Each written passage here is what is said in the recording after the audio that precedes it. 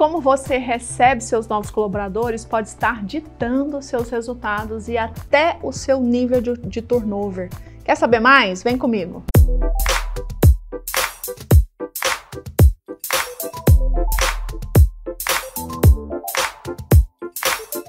Há algum tempo, eu estava fazendo um processo de coaching de um diretor numa rede de supermercados. Por ser numa cidade assim muito distante da minha e por ainda não termos tanto foco no online, né, naquela época, a gente decidiu que a gente ficaria uma semana por lá e nós faríamos todo o processo nesse tempo. E aí ele se organizou com o time, definiu horários para que o nosso trabalho né, e pediu para a secretária não o interromper enquanto nós estivéssemos fazendo o processo dele.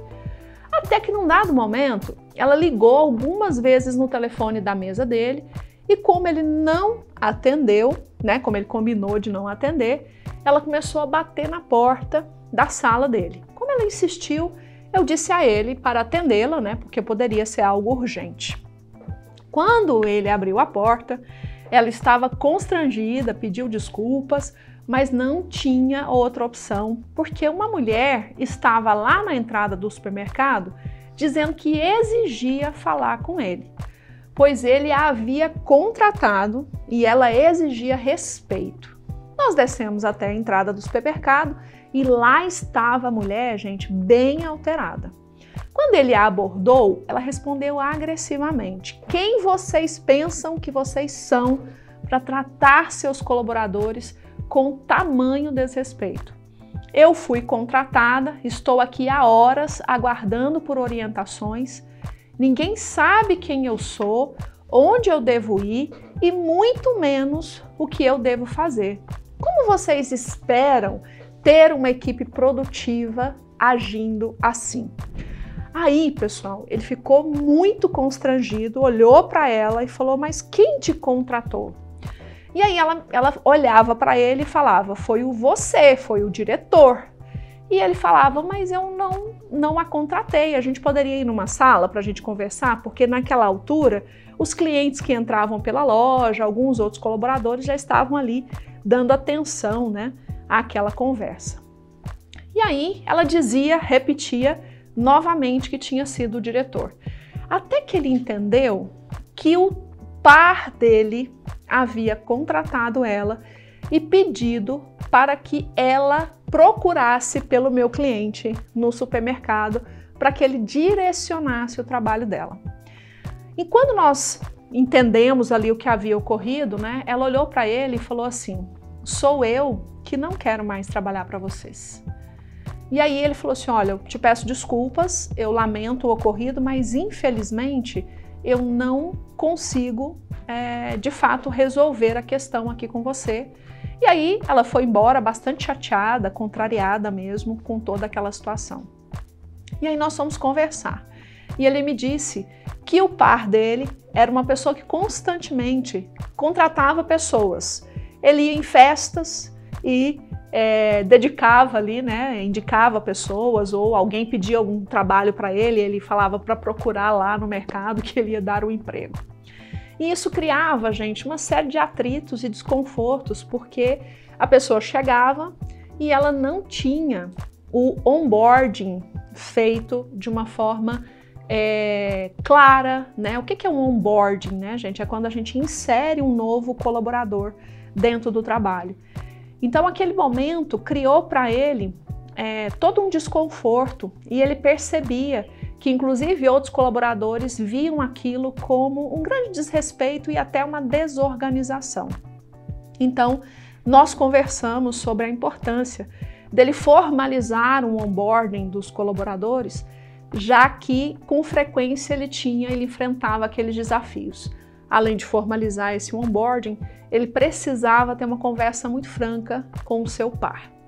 E aí nós criamos, né, nós dois ali, eu o orientei para que ele criasse então um passo a passo e para que o RH da empresa pudesse formalizar esse passo a passo que eu quero então compartilhar aqui com você. Então eu quero compartilhar com você 7 passos que você pode implementar aí agora mesmo na tua empresa para treinar novos colaboradores ou para fazer o seu onboarding, né? O primeiro deles, né, gente, esteja preparado para receber este profissional. É importantíssimo que você naquele dia demonstre para o profissional que foi recentemente contratado que você se preparou para esperá-lo, que ele é importante para o teu negócio. Que aspectos de cultura você quer comunicar naquele momento. Parece absurdo, gente, mas em algumas empresas a formalização do onboarding é muito realizada por outras pessoas. E aquele colaborador que foi contratado, ele vai ver o líder dele dias depois, né? Ou até, sei lá, no final daquele dia. Então, você que contratou essa pessoa, esteja preparado para recebê-la, mesmo que seja para conduzi-la para aquele processo, né? Para onde a sala que ele tem que ir, a palestra que ele vai assistir.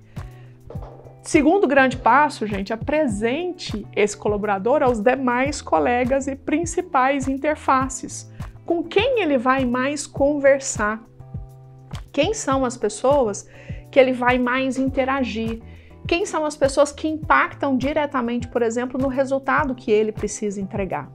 Então, apresente essa pessoa, diga que ele é o novo colaborador da área tal, que ele é responsável por aquela função. Terceiro passo, liste as principais atividades com prazos e recursos necessários para executar essas principais atividades. Se essa pessoa vai precisar de um sistema, se ela vai precisar entregar aquela atividade dentro, né, de uma manhã ou de um dia ou toda semana. Como é que acontecem as principais atividades da função para a qual ele foi contratado? Quarto passo, mostre como fazer cada atividade. Peça que ele possa fazer isso na sua frente. Se você está treinando esse colaborador ou se alguém está treinando esse colaborador novo, é fundamental que você possa mostrar as atividades, deixar claramente onde acessar, como acessar. Peça para que ele repita aquela atividade para que você possa fazer o quinto passo, que é reorientar atividades feitas incorretamente. Quando a gente está treinando gente nova na função ou até na empresa, né, no caso que nós estamos falando aqui de onboarding, você precisa trabalhar reorientação. Nesse momento a gente não dá feedback, né, gente? Nesse momento a gente não fala assim, ó, você está fazendo errado. Nesse momento a gente não corrige a pessoa de uma forma muito assertiva, porque ela está aprendendo. Então é natural que ela não entenda aquilo com a clareza que você gostaria. Sexto passo, acompanhe os primeiros dias, gerando para aquela pessoa confiança e apoiando-a nas dúvidas. É fundamental que ela tenha a quem recorrer e que ela de fato sinta essa abertura. Uma coisa muito ruim que acontece, né, gente, é quando a gente trabalha, quando a gente fala assim, se você precisar, você me procura. Aí a pessoa te procura, você não dá atenção, você nunca tem tempo, ou seja, você não está disponível. Então, nesses primeiros dias, é muito importante que você esteja preparado. E aí você pode estar pensando assim, poxa, Marta, eu contrato muitas pessoas, né, a cada semana, né, a cada mês, por exemplo, a cada semana, né, talvez menos, mas a cada mês. Se você tem um fluxo de alta contratação, aí sim que você precisa formalizar esse movimento do onboarding ainda mais bem feito. Porque se você está tendo um alto fluxo de contratação, você pode estar introduzindo mal as pessoas e elas não conseguem ficar, né? É aquele famoso tempo de experiência e elas acabam indo embora. Por isso é tão importante ter um onboarding tão bem feito, porque ele vai ditar os próximos passos desse colaborador dentro da sua organização. E o sétimo passo, defina o fator de desempenho esperado e uma data para checagem. Uma coisa que eu oriento meus clientes é muito no seguinte sentido. Esse colaborador que entrou, espera-se que dentro de quanto tempo ele esteja apto para a função? Poxa, espera-se que dentro de 6 meses ele seja capaz de elaborar planilhas, entregar relatórios, conduzir reuniões, enfim. O que você espera dentro de 6 meses? Porque quando você traz esse fator de desempenho ligado a um prazo, você também dá para o colaborador novato uma direção, né, clara daquilo que se espera dele. E aí, naquele prazo, você faz essa checagem e, de novo, reorienta, treina novamente, checa os pontos onde ainda o desempenho não é aquele esperado.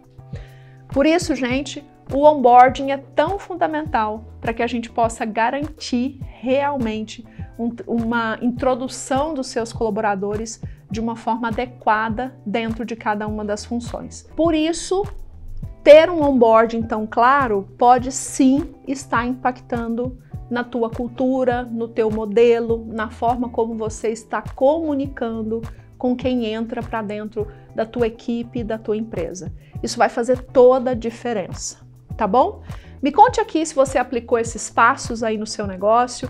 Mande perguntas sobre esse tema, caso você se interesse ainda mais. Eu vou ter prazer em gravar um vídeo respondendo as suas perguntas. E se você ainda não é inscrito aqui no canal, faça isso agora para aproveitar todas as dicas e interagir ainda mais comigo. Vou adorar conhecer você.